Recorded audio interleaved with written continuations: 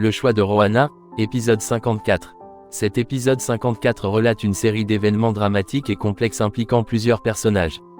Paola accuse publiquement Gabriel d'être le meurtrier de Francisco et de l'avoir contrainte à des tentatives d'insémination artificielle. Gabriel et Roanna sont sous le choc, et leur relation est mise à l'épreuve. Pendant ce temps, Jenny et Salvador travaillent ensemble pour retrouver Roanna, et leur relation évolue vers une intimité plus grande. Les personnages sont confrontés à des dilemmes moraux et émotionnels difficiles. Paola semble déterminée à faire tomber Gabriel, tandis que Rogelio et Elvira envisagent une alliance pour contrer ses plans. Les soupçons et les mensonges se multiplient, créant une atmosphère tendue et incertaine. Pour le téléspectateur, il est clair que les personnages sont pris dans un jeu de pouvoir et de manipulation.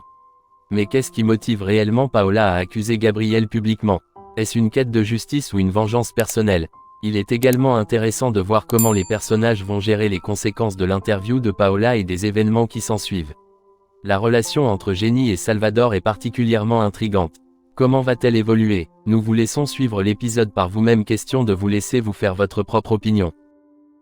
Cet épisode commence avec Paola qui déclare lors d'une interview télévisée que Gabriel est bel et bien le meurtrier de Francisco. Selon elle, Gabriel a commis ce crime parce qu'il ne voulait pas que Francisco vende ses actions de la brasserie Rubio. Il tenait à tout prix à demeurer l'actionnaire majoritaire de la brasserie Rubio. Elle poursuit en affirmant que Gabriel est également obsédé par l'idée d'avoir un enfant. Il l'aurait contrainte à subir plusieurs tentatives d'insémination artificielle.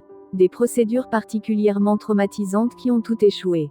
Ces épreuves l'auraient profondément marqué, mais Gabriel semblait totalement insensible à sa souffrance, ne pensant qu'à son désir obsessionnel de paternité. Pendant ce temps, Gabriel et Roanna écoutent attentivement l'interview diffusée à la télévision. Ils sont figés devant les révélations choquantes de Paola. Cette dernière affirme avoir signé un contrat de maternité de substitution avec Gabriel.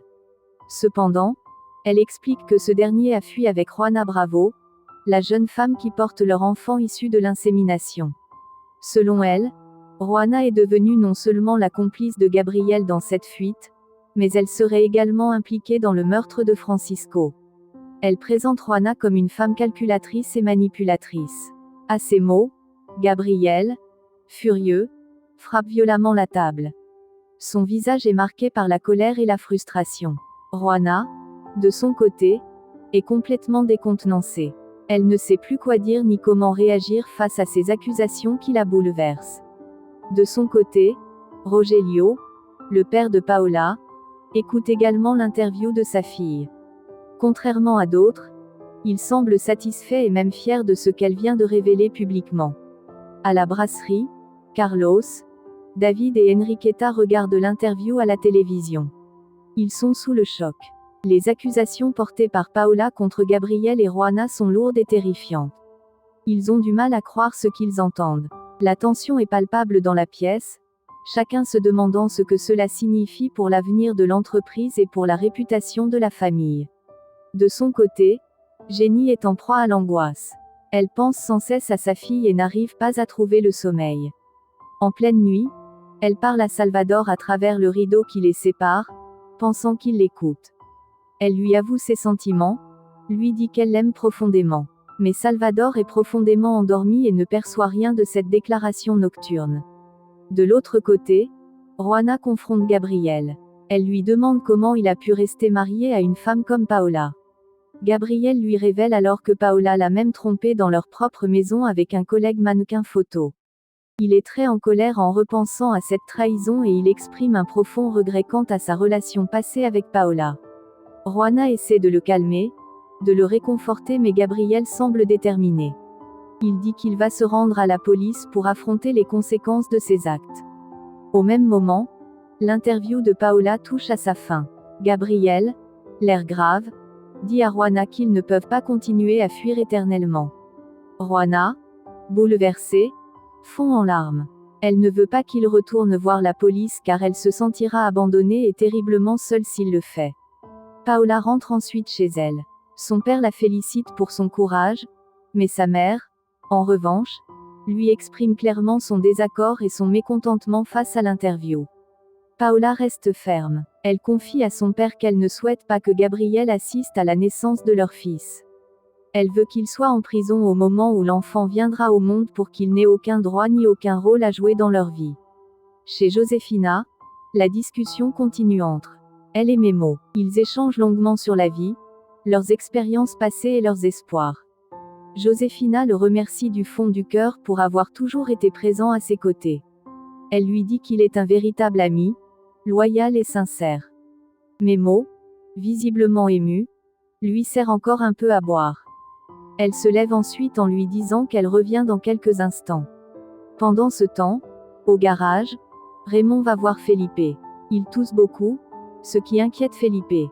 Raymond lui demande de ne pas rentrer à la maison pour le moment car Margarita y a organisé un dîner spécial pour Memo et Josefina. Felipe est surpris d'apprendre cela. Il ne s'attendait pas à une telle organisation à leur honneur. Au commissariat, Margarita apporte de la nourriture à Pacheco. Elle a soigneusement préparé le repas avec beaucoup d'attention et d'amour. Pacheco, touché, lui propose de lui faire visiter les lieux. Margarita refuse poliment, disant qu'elle ne doit pas rentrer trop tard chez elle. Il lui propose alors de la raccompagner mais elle décline une nouvelle fois. Pacheco s'approche alors et l'embrasse tendrement sans un mot.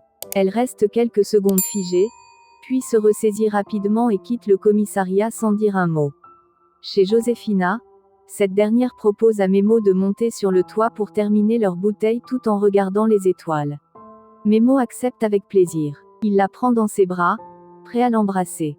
Mais à ce moment précis, David et Daniela frappent à la porte. Ils viennent s'excuser auprès de Josefina pour tout ce que leurs familles respectives traversent actuellement. Josefina est surprise par leur visite et ignore encore les événements récents.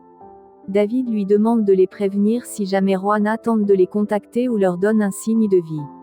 Le lendemain matin, Salvador se réveille et parle à Jenny à travers le rideau. Il lui dit qu'il a aperçu sa belle silhouette la veille pendant qu'elle se changeait et qu'il a dû se couvrir le visage pour pouvoir dormir. Il termine sa phrase et se rend compte qu'elle dort profondément et ne l'a pas entendu. Pendant ce temps, Gabriel demande à Juana de lui faire une promesse. Il veut qu'elle prenne soin d'elle-même et de leur bébé, quoi qu'il arrive. Juana lui fait cette promesse, les larmes aux yeux, et le serre dans ses bras avec émotion. Au commissariat, Carlos va voir Pacheco. Ce dernier lui apprend que Salvador est parti avec Jenny à la recherche de Gabriel et Juana. Javier arrive alors et Pacheco demande à Carlos de ne rien lui révéler à propos de leur conversation. À l'hôtel, Salvador et Jenny prennent leur bain chacun leur tour dans le calme et l'intimité. Pendant ce temps, chez Josefina, Raymond arrose les plantes tout en continuant à tousser. Josefina vient le voir et lui demande pourquoi il a organisé ce dîner spécial avec Memo. Raymond lui répond qu'elle passe sa vie à s'occuper des autres, qu'elle met toujours sa vie personnelle entre parenthèses alors qu'elle mérite elle aussi d'être heureuse. Il souhaite qu'elle pense enfin un peu à elle. Memo, de son côté, est visiblement de très bonne humeur. Il est généreux et accueillant avec ses clients. Carmel et son ami intrigué se demandent ce qui peut bien expliquer la joie débordante de Memo en ce jour particulier. Pendant ce temps, de l'autre côté de la ville, Rogelio et Paola prennent la direction du domicile d'Elvira. Leur but est clair, convaincre Elvira de s'allier à eux pour faire tomber Gabriel. Ils espèrent former une coalition stratégique afin de le renverser définitivement, surtout après les récents événements qui ont ébranlé la brasserie et la famille Rubio. À leur arrivée, ils sont accueillis par une Elvira méfiante mais intriguée par leur proposition.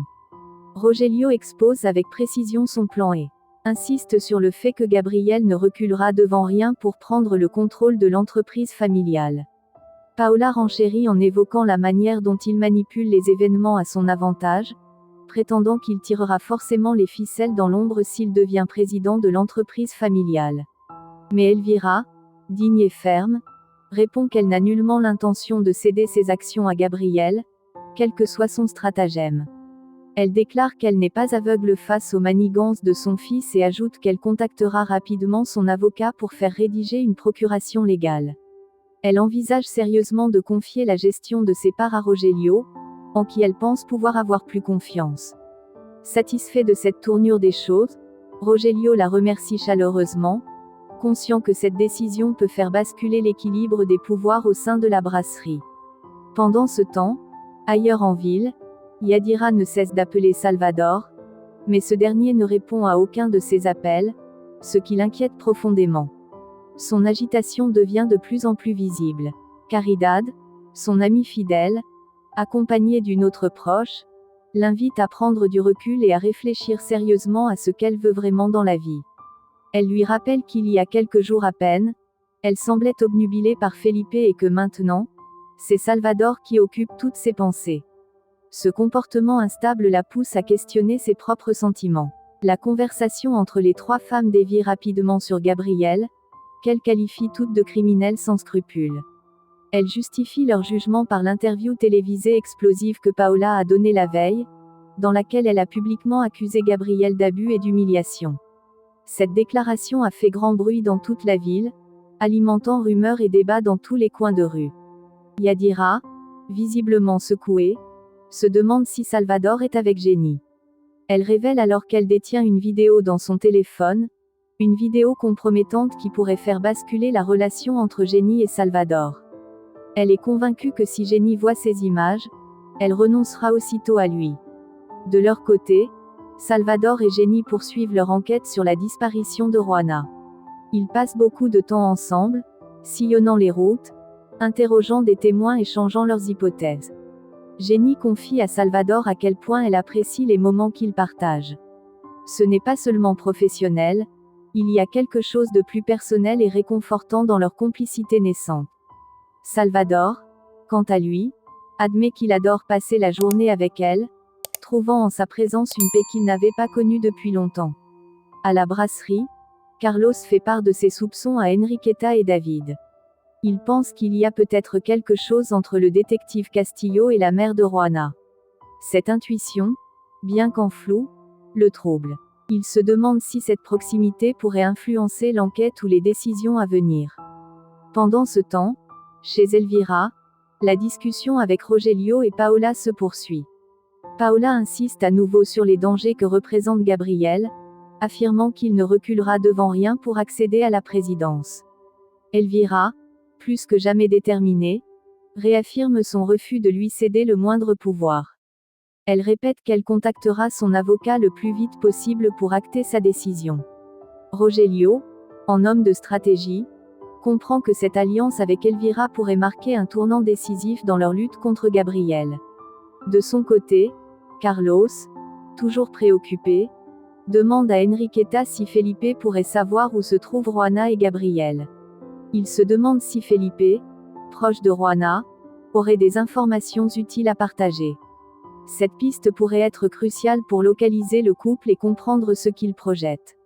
Au même moment, Javier, le journaliste, se rend chez Camilla pour l'interroger sur les circonstances entourant la mort de son père, Francisco. Il la questionne avec insistance, lui avouant qu'il pense qu'elle pourrait avoir joué un rôle dans ce drame. Camilla, encore sous le choc, se sent blessée et essaie de se défendre. Pendant ce temps, Susana, Eliana et Inès tentent de booster le moral de Daniela. Elle lui donne des conseils pour gagner en assurance et en charme. Elle l'encourage à se sentir belle et à ne plus se cacher derrière ses complexes. Elle la pousse même à changer de tenue pour quelque chose de plus audacieux et flatteur. Daniela, un peu réticente, finit par céder à leurs conseils. Peu après, Carlos décide de passer à l'action. Il se rend au garage de Felipe, déterminé à obtenir des réponses. Chemi, présent sur les lieux, les laisse seuls pour qu'ils puissent discuter librement. Felipe, surpris par cette visite, demande ce que Carlos veut lui dire. Ce dernier entre alors dans le vif du sujet. Il explique que la situation est grave, que l'interview de Paola a jeté de l'huile sur le feu et qu'il est urgent que Gabriel et Juana rencontrent un avocat pour se défendre. Il supplie Felipe d'intercéder en faveur de sa nièce et de lui dire où elle se trouve. Il insiste sur l'importance de protéger Juana avant que tout ne dégénère davantage. Pendant ce temps, Salvador serre tendrement Jenny dans ses bras. Il lui promet qu'elle reverra très bientôt sa fille, ajoutant qu'il mettra tout en œuvre pour qu'elle retrouve Juana saine et sauve.